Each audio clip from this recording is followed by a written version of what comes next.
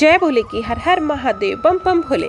आज मैं आपको अमावस्या और पूर्णिमा की एक बहुत ही सुंदर कथा सुना रही हूँ। सुनिए। एक समय की बात है, एक राजा था। उसके 2 लड़के और 2 लड़कियां थी। उसमें से एक लड़की का नाम पूर्णिमा और दूसरी लड़की का नाम अमावस्या था। पूर्णिमा सारे घर का काम करती, पूजा पाठ करती और गाय की सेवा भी करती थी। लेकिन अमावस्या ठीक उसके विपरीत थी। वह राजा अपने दोनों बेटों और दोनों बेटियों को प्यार करता था। उसके लड़के और लड़कियां धीरे धीरे बड़े हो गए और राजा ने लड़कों का विवाह करा दिया। इसके बाद एक दिन राजा की पत्नी ने कहा कि दोनों लड़कियां भी शादी के लायक हो गई है, उसका भी कहीं पर रिश्ता करवा दो। लेकिन यह ध्यान रखना कि अमावस्या का विवाह किसी अच्छे खानदान में करना, क्योंकि उसे घर के काम करने की बिल्कुल आदत नहीं है, वो बिल्कुल निकम्मी है। और पूर्णिमा का किसी साधारण परिवार में, क्योंकि पूर्णिमा को घर का काम करना ज्यादा पसंद है। राजा ने पड़ोसी गांव के अमीर घर में अमावस्या की शादी करा दी और उसी गांव में एक साधारण परिवार में पूर्णिमा की शादी भी करा दी। पूर्णिमा के भाई और भाभी पूर्णिमा से बहुत प्यार करते थे, क्योंकि वह घर के काम में उनका हाथ बटाती थी और अमावस्या उन पे रोब जमाती थी। शादी के बाद दोनों बहनें अपने अपने ससुराल में रहने लगी। एक दिन अमावस्या ने अपने घर पर शिव चर्चा रखी, जिसमें उसने सभी गांव की औरतों को बुलाया, पर पूर्णिमा को नहीं बुलाया। जब गांव की औरतें अमावस्या के घर जा रही थी, तब पूर्णिमा अपने घर के बाहर बैठी थी। औरतों ने उससे पूछा, तुम नहीं चलोगी क्या? पूर्णिमा ने कहा, मुझे तो बुलाया ही नहीं, मैं कैसे चल सकती हूँ। औरतों ने कहा, बुलाया नहीं तो क्या हुआ, वहाँ तो भगवान शिव की चर्चा है, तुम चलो हमारे साथ। पूर्णिमा उनकी बात मानकर उनके साथ चली जाती है। जब अमावस्या की नजर पूर्णिमा पर पड़ी तो अमावस्या ने गुस्से में आकर पूर्णिमा से कहा, तुम कैसे चली आई, तुम्हें तो मैंने बुलाया ही नहीं। फिर भी कोई बात नहीं, तुम आ गई हो तो चुपचाप बैठे रहना। और अमावस्या ने पूर्णिमा की गरीबी का खूब मजाक उड़ाया। अमावस्या की बातें सुनकर पूर्णिमा की आंखों में आंसू आ गए। उसने भगवान शिव से हाथ जोड़कर मन ही मन विनती की कि हे भगवान, क्या पूजा पाठ करना, घर का काम करना और गौ सेवा करना गलत है? आखिर मेरा कसूर क्या है? आप कब कृपा करेंगे मुझ पर? पूर्णिमा बार बार भगवान से यही कहती रही। इतने में शिव चर्चा पूरी हो गई। अब अमावस्या भगवान का प्रसाद बांटने लगी। उसने सबको भगवान का प्रसाद दिया, लेकिन पूर्णिमा को नहीं दिया। पूर्णिमा बिना प्रसाद के ही घर लौटने लगी तो रास्ते में उसने सोचा कि बच्चे प्रसाद मांगेंगे तो मैं उन्हें क्या कहूँगी। उसने सोचा कि मैं मायके अपने भाई के यहाँ से कुछ ले जाऊंगी। ये सोचते हुए वह अपने घर आ गई और उसने अपने पति से कहा कि मैं अपने मायके जा रही हूँ। पति ने कहा, ठीक है। पूर्णिमा मायके के लिए रवाना हो गई। रास्ते में एक चबूतरे पर तुलसी का पौधा लगा हुआ था और चबूतरे पर एक बूढ़ी औरत बैठी हुई थी। वह कोई और नहीं, साक्षात तुलसी माँ थी। उस बुढ़िया औरत ने पूर्णिमा से कहा, बेटी तुम कौन हो, कहाँ जा रही हो? यह तुलसी का पौधा सूख रहा है, इसमें थोड़ा पानी डाल दो और इस चबूतरे को साफ कर दो, इससे मुझे थोड़ी ठंडक मिलेगी। तब पूर्णिमा ने तुलसी में पानी डाला, चबूतरे की साफ सफाई की और उस औरत के पैर भी दबाए। फिर उसने कहा, कुछ और काम है माँ जी? औरत ने कहा, कुछ नहीं, अब तुम जाओ और वापस आते समय मुझसे मिलकर जाना। तब पूर्णिमा वहां से रवाना हुई। रास्ते में शिव मंदिर आया। वहां पर एक बूढ़े बाबा मिले। वह कोई और नहीं, साक्षात भगवान शिव थे। उन्होंने पूर्णिमा से कहा, बेटी इस मंदिर की साफ सफाई कर दो। पूर्णिमा ने उस मंदिर की साफ सफाई कर दी और पूजा पाठ करके कहा, और क्या काम है बाबा? बूढ़े बाबा ने कहा, और कुछ काम नहीं है बेटी, अब तुम जाओ और वापस आते समय मुझसे मिलकर जाना। पूर्णिमा वहां से निकल गई। वहां से निकलकर चलते चलते काली माँ का मंदिर मिला। वहां बैठी एक बुढ़िया औरत ने पूर्णिमा से कहा, बेटी यहाँ पूजा पाठ करने तो सब आते हैं, लेकिन मंदिर की साफ सफाई कोई नहीं करता, इसीलिए इस चबूतरे और मंदिर की साफ सफाई कर दो। पूर्णिमा ने कहा, ठीक है माँ जी। पूर्णिमा ने चबूतरे और मंदिर की साफ सफाई करके पूजा पाठ किया और माता का श्रृंगार किया और वहां से जाने लगी। उस बुढ़िया औरत ने कहा, अब तुम जाओ और वापस आते समय मुझसे मिलकर जाना। पूर्णिमा अपने मायके की तरफ चल दी। थोड़ा चलने के बाद नदी के किनारे एक बुढ़िया औरत मिली। वह साक्षात गंगा मैया थी। उस बूढ़ी औरत ने कहा, बेटी इस नदी पर स्नान करने तो सब आते हैं, लेकिन यहाँ साफ सफाई कोई नहीं करता। तब पूर्णिमा ने घाट की साफ सफाई अच्छे से की और जब वह जाने लगी तब उस औरत ने कहा, बेटी वापस आते समय मुझसे मिलकर जाना। इसके बाद पूर्णिमा नाव में बैठकर नदी के दूसरे किनारे पर उतर गई और अपने मायके पहुंच गई। पूर्णिमा के भाई और भाभी उसे देखकर खुश हो गए और उन्होंने पूर्णिमा से खूब बातें की और कहा कि बच्चों को भी साथ लेकर आते तो और अच्छा लगता। सुबह जब पूर्णिमा ने अपने ससुराल जाने के लिए कहा तो भाइयों ने उसे एक लाल साड़ी और एक थैले में बच्चों के लिए कपड़े और खाने पीने के लिए कुछ सामान रख दिया और कहा कि वापस जल्दी आना। इसके बाद पूर्णिमा वहां से रवाना हुई और उसी नदी के किनारे पर पहुंची। पूर्णिमा को वही बुढ़िया माँ मिली जो साक्षात गंगा मैया थी। उन्होंने पूर्णिमा को एक थैला दिया और कहा कि तुम इस थैले को अपने घर में जाकर ही खोलना।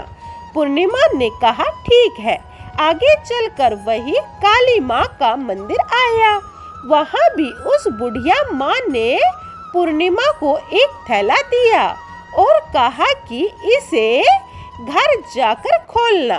पूर्णिमा वहाँ से रवाना हुई और आगे चली तो भगवान शिव का मंदिर आया। वहाँ के बूढ़े बाबा ने भी उसे एक थैला दिया और कहा कि अपने घर ले जाकर खोलना। आगे चलने पर तुलसी माँ के पास बैठी हुई बुढ़िया औरत मिली। उसने भी पूर्णिमा को एक थैला दिया और कहा कि इसे घर जाकर ही खोलना।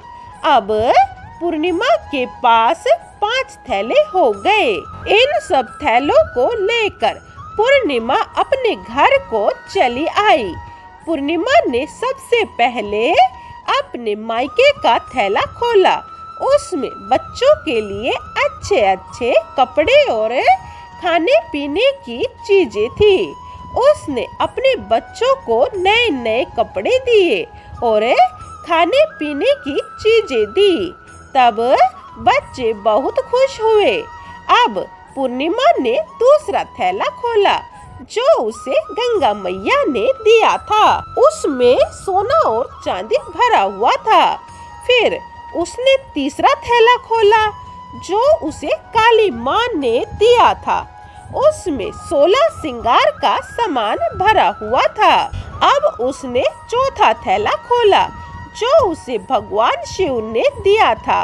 उसमें धन संपत्ति भरी हुई थी। इसी तरह उसने 5वां थैला खोला जो तुलसी माँ ने दिया था। उसमें चावल, दाल और अनेकों प्रकार का धान भरा हुआ था। अब पूर्णिमा के घर में किसी चीज की कमी नहीं थी। पूर्णिमा के मन में विचार आया कि क्यों न मैं भी शिव चर्चा करवाऊं। उसने अपने घर में शिव चर्चा का कार्यक्रम रखा और गांव की सभी औरतों को बुलवाया और अपनी बहन को भी बुलाया।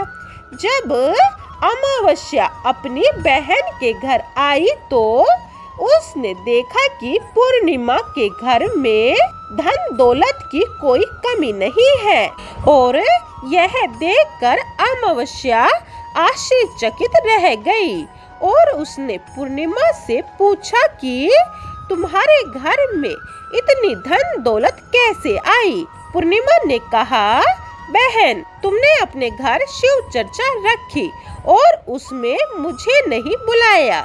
फिर भी मैं बिना बुलाए तुम्हारे घर आई, पर तुमने भगवान का प्रसाद तक मुझे नहीं दिया। उसके बाद मैं अपने मायके जाने लगी। इसके बाद पूर्णिमा ने रास्ते में जो कुछ भी घटना हुई वह सब अमावस्या को बता दी। तब अमावस्या ने पूर्णिमा से कहा कि तुम भी मुझे प्रसाद मत दो और मुझे डांटो। लेकिन पूर्णिमा ने कहा, यह तो भगवान का प्रसाद है, यह तो मैं सबको दूंगी और तुम्हें भी दूंगी। फिर भी अमावस्या ने प्रसाद नहीं लिया और सीधे अपने घर चली गई। घर जाकर अपने बच्चों से कहकर वह अपने मायके जाने के लिए रवाना हो गई। चलते चलते रास्ते में वही तुलसी माँ मिली जो चबूतरे पर बुढ़िया माँ का रूप धारण करके बैठी हुई थी। उसने अमावस्या को चबूतरे की सफाई करने के लिए कहा। इस पर अमावस्या ने कहा, अरे ओ बुढ़िया, दिखाई नहीं देता, नई साड़ी पहन रखी है, यह गंदी हो जाएगी। आगे जाकर भगवान शिव, काली माँ और गंगा मैया मिले। उनको भी उसने ऐसे ही कह दिया और इसके बाद वह आगे चली गई। पर नदी किनारे लगी नाव में जैसे ही बैठी, उसमें रखे फूल कांटों में बदल गए, उसके पैर में चुभ भी गए। किसी तरह वह दूसरे किनारे पर उतरकर अपने मायके चली गई। जब वह वहां पहुंची तो उसकी भाभियों ने आपस में धीरे से कहा, काम की ना धाम की, 100 मन अनाज की, पता नहीं कहां से यह आ गई है। उन्होंने खाना बनाया और खाना खाकर सभी सो गए। अमावस्या सुबह उठी और अपने भाई भाभियों से कहा कि मैं अपने ससुराल जा रही हूँ। उन्होंने कहा ठीक है। तो अमावस्या बोली, पूर्णिमा को तो तुमने बहुत कुछ दिया और मुझे कुछ नहीं दोगे क्या? तो भाई भाभी ने कहा, तुम घर जाओ, सब तुम्हारे घर पहुंच जाएगा। तब अमावस्या वहां से रवाना हुई। नदी के किनारे गंगा मैया का रूप धारण करके बूढ़ी औरत बैठी हुई थी। अमावस्या बोली, आपने पूर्णिमा को तो बहुत कुछ दिया था और मुझे नहीं दोगी क्या? बूढ़ी औरत ने कहा, तुम घर जाओ, सब तुम्हारे घर पहुंच जाएगा। इसके बाद काली माँ, भगवान शिव, तुलसी माँ ने भी उसे यही कह दिया। जब अमावस्या अपने घर पहुंची तो आंगन में 5 थैले रखे हुए थे। उसने अपने मन में सोचा कि आज तो मैं निहाल हो गई। उसने जल्दी जल्दी से सभी थैलों को खोला तो किसी में मिट्टी, तो किसी में पत्थर, तो किसी में कंकड़ कोयला था। यह सब देखकर उसने अपना सिर पकड़ लिया और कहने लगी, हे भगवान, मुझे मायके से भी कुछ नहीं मिला और इन थैलों में भी कुछ नहीं मिला। वह पैर पटकती हुई अपनी बहन पूर्णिमा के घर जाती है और पूर्णिमा से कहती है कि तुझे तो इतना सब कुछ मिला और मुझे कुछ नहीं मिला। तब पूर्णिमा ने कहा कि मैं जब अपने मायके जाती हूँ तो अपनी भाभीयों के साथ मिलकर काम कराती हूँ और तुमने कभी उनकी इज्जत ही नहीं की, इसीलिए तुम्हें वह क्या देगी? इसके बाद तुमने गंगा माँ, काली माँ, भगवान शिव और तुलसी माँ को भी ठुकरा दिया, इसीलिए उन्होंने तुम्हें कुछ नहीं दिया। अमावस्या बोली, बहन, मुझे माफ कर दो, मैंने हमेशा तुम पर अत्याचार किया है, इसीलिए मुझे कुछ नहीं मिला। कोई बात नहीं, मैं भगवान की भक्ति करके सब प्राप्त कर लूंगी, मुझे भी इसका रहस्य बताओ। फिर पूर्णिमा ने कहा, तुम 3 सूत्र का ज्ञान ले लो। पहले सूत्र में दया, दूसरे सूत्र में चर्चा करना और तीसरे सूत्र में 108 बार ओम नमः शिवाय का जप करना। भगवान के ये जो 3 सूत्र हैं, इनको अपने हृदय में बसा लेना।